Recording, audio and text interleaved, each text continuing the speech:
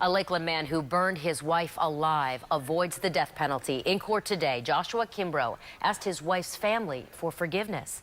Our Jacqueline Ingles was the only reporter the family spoke to. She joins us live with what was a very emotional day for them. Jacqueline. Right now, Megan Kimbrough's father is on a plane headed back to Indiana, but he hopes that what he wrote in this 4-page letter to his daughter's killer will serve as a reminder to Kimbrough that Megan's family will never forget what he did. And I'm sentencing you to term of incarceration of life imprisonment without any opportunity for parole. It's not the punishment Teddy Lawhorn wanted for the man who took his beautiful blue-eyed daughter and left her like this, unrecognizable. He didn't just take my daughter away. Lawhorn spent the last 18 months thinking of just what he would say to his daughter's killer. He filled 4 pages writing, "I would rather be sitting across from you watching you in a chair, watching you shake and burn from the inside out." The time to confront his son-in-law Joshua Kimbrough face to face came this morning in a Polk County courtroom and did not go as planned. Armed with photos of his daughter during happier times, Lawhorn became so overwhelmed he only uttered a sentence, and it was not even to Kimbrough. It was to the judge. Preys on women. You know, what he done's wrong. He shouldn't live. On August 3rd, 2012, Kimbrough doused Megan in gasoline, lit her on fire, and tried barricading her inside their Lakeland home. Burned over 90% of her body, Lawhorn sat in the hospital room alongside his daughter's bandaged body. 99 days later, Megan died. He's just a coward, that's all I know. Unlike his wife, Kimbrough will escape death. He accepted a plea deal and will spend the rest of his life in prison. When Megan's father walked out of court, he handed me this picture of her. Megan is survived by her 2 little boys. He has a message tonight for other women who may be suffering from domestic violence. He says he wants you to take a look at his daughter's story, learn from it, and reach out for help before it's too late. Live tonight in Polk County, Jacqueline Ingles, ABC Action News. The watercolor is kind of a new age spin on things, and that's what I wanted, like something different. Marcus Lund is among just a handful of tattoo artists across the world who has the talent to create watercolor tattoos. And he's putting what you would see on a painter's canvas onto people's bodies, right here in Ybor. All of us that are involved in it are all painters. We're all professional artists. We've all studied it. Tess Martinez is from New York and sought Lund out. She's inking her entire arm with a surreal scene, an octopus eating an elephant. He was the guy. Lund can do anything from a Hello Kitty tattoo to the more abstract, inking images on the skin that appear transparent, the colors suspended, even recreating the textures of a paintbrush stroke. You have to know where your highs and lows are, because you have bristles that are going to be hitting and bristles that aren't going to be hitting when you're pushing basically the brush across. But Lund is not using a real brush or stencils, just a tattoo gun and his imagination. He isn't using a special ink either, making this technique very difficult. So few can do it. His striking work landed him on the pop culture site BuzzFeed. I'll sit at home with the watercolor and water and paper and just sit there and pull streaks and do little abstractions so I can see how it's physically done. His continuous studying of the technique is what's drawing people's eyes to his work and into his chair. I'm glad that Marcus is doing it. In Ybor, Jacqueline Ingles, ABC Action News. Just within the past hour now, John Weldon, the man accused of giving his girlfriend a drug that caused her miscarriage, gets more prison time than he expected. Our Jacqueline Ingles was the first one to bring you this story, and she joins us live tonight. Jacqueline? Well, inside this federal courtroom just a few minutes ago, I looked on as the judge looked John Weldon square in the eye, told him what he did was evil. He called him a coward and told him that because of all of this, he needed to make an example out of him, ultimately giving him 13 years and 8 months behind bars. We did hear from that 29-year-old in court today. He did get up and give testimony, his voice shaking and begging for mercy. He said what he did was inexcusable. He was also somewhat on edge because the entire time he testified, Remy Jo Lee stood up and was staring him dead in the eye. We also had very emotional testimony from Lee today as well. She talked about how she was robbed of being a mother and went on to tell the courtroom how she had already named her unborn child Memphis. Now, I was the first reporter to break this story and to speak with Lee. When she came out of court this afternoon, she fell into my arms. You mind if we see the picture that you had? Why don't you hold it up for us? What is it of? This is my baby, Memphis. Remington Lee. Feel bad? Excuse me, ma'am. Of course you feel bad? Of course I'm remorseful for everything. Now you can see I asked John Weldon a question as he left court. That is the first time he has ever answered reporters during the entirety of this case. Now, when the when the sentence was read, his father put his head down and cried. There were some members of his family who were hysterical. And the judge went on to tell him that justice is finally here, and he's ordering Weldon to turn himself into federal marshals Wednesday morning. We're live in downtown Tampa. Jacqueline Ingles, ABC Action News. Rescue workers were called out to multiple neighborhoods tonight, and we continue our team coverage with Jacqueline Ingles. She's live in Haines City with more tonight. Jacqueline.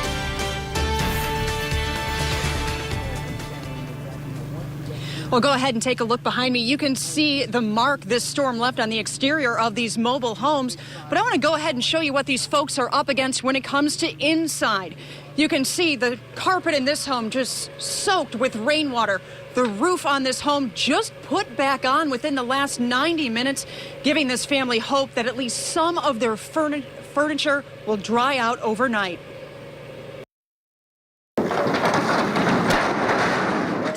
Like a can opener, doesn't it? Roofs peeled back like lids on a can. House fans now taking up residence on the front lawn. I wouldn't call it a train. I would say it was more like a huge roar, and I thought, Lord. Whipping wind and rain playing a game of hopscotch around Haines City tonight, damaging 17 mobile homes. The hardest hit?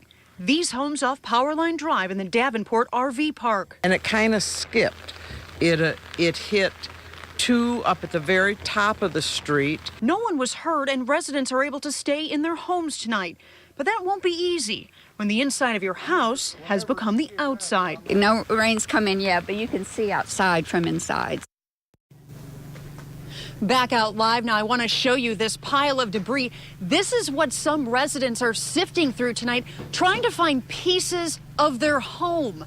Now, fire crews told me that they cannot fully assess the damage out here until daylight. For now, we're live in Haines City. Jacqueline Ingles, ABC Action News. The so-called hiccup girl now faces life in prison. Our Jacqueline Ingles was inside the courtroom for the verdict and joins us live outside the courthouse with the very latest. Jacqueline. Well, Brendan, in just the past half hour, we've seen a flurry of activity right here outside the courthouse as family members from both sides in this case stormed out, emotions running very high, a lot of tears being shed. But the most visibly shaken was Mee's mother. She was not able to make it back into the courtroom for the verdict. When she finally got there and walked in, all that she could see was that her daughter was crying hysterically and handcuffed. We, the jury, finds as follows. Defendant in this case, defendant is guilty of murder in the first degree as charged. So say we all. Now you can see that Mee broke down right as that verdict was read. She was obviously hoping that the jury would convict her on a lesser charge, perhaps accessory to murder or manslaughter. Now, though, she'll spend the rest of her life behind bars for the murder of Shannon Griffin. Now, prosecutors told jurors today that even though Mee did not pull that trigger 3 years ago, she ultimately orchestrated Griffin's death and lured him to that robbery gone wrong. Tonight, I did speak with Griffin's mother, and she said that no matter what this verdict was going to be tonight, it will never bring back her son. We've always wanted it to be about the victim, who is Shannon Griffin, and it's not about it's just just too much right now because we are still grieving and we just wanted it to be about him. It's been a long journey. It's been almost 3 years. It's been a struggle, and we're just really grateful to the state for pushing this through. Our cameras were rolling as Mee's mother left the courtroom flanked by family members. You can see she was very upset. I tried asking her a few questions, but she did not want to talk. Again, Mee's mother did not make it back into the courtroom in time to hear the verdict.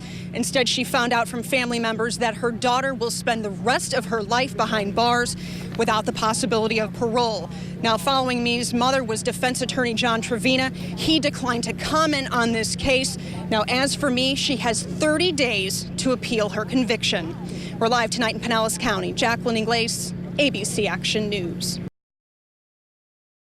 He continually has his hand on his gun, and he keeps saying, step closer. He's just threatening all of us with his firearm, and he's going to shoot us.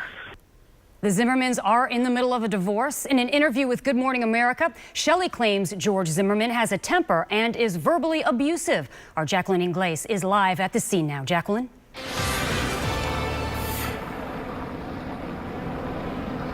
We just pulled up here on Sprucewood Road in Lake Marion. I will show you the scene here behind me. You can see this cul-de-sac has been blocked off by police officers. It's down on the left-hand side. It's hidden behind those trees. That's George Zimmerman's father-in-law's house. Now, we were told that police were called out here around 2 o'clock this afternoon by Shelley Zimmerman. That's George Zimmerman's estranged wife. It was just last week that she filed for divorce. Now, according to Shelley Zimmerman on a 911 call, George had become aggressive and physical with both her and her father, and at one point may have even pulled out a gun. Now, right now, George Zimmerman is being detained out here. The last we had heard, he was being held under a tree under arrest. Although as of right now, he has not been charged with anything. We want to make that very, very clear. Now, it was just a few minutes ago that we did see officers come out here. There is a car on the right-hand side. It is a little black sedan. They were searching the trunk of that car. For what, though, right now, we are not sure. Now, we do have a very active scene out here. Obviously, word of his detainment has caused a media storm out here. On either side of me, I'm being sandwiched in by photographers and reporters. And we also have about 4 helicopters overhead, so this is a very active scene that we have. Again, though, we want to be clear, George Zimmerman at this point has just been detained. There have been no charges filed at this point, but as soon as we have an update for you, we'll bring you that either on air or online at abcactionnews.com. For now, though, we're live in Lake Mary. Jacqueline Ingles, ABC Action News. Tonight, people are gathering in Safety Harbor, holding a vigil for 15-year-old Catherine Bronken and her father, Jeffrey Bronken. Yeah, they were headed to Florida for a spring break weekend, but died when the father's plane crashed in Clearwater just a few miles from the airport. Our Jacqueline Ingles joins us live in Safety Harbor, where they're being remembered. Jacqueline? Strangers gathering at this gazebo in Safety Harbor, sending a heartfelt and sympathetic message tonight to the Bronken family of Chicago. The arms of all those here are around you tonight.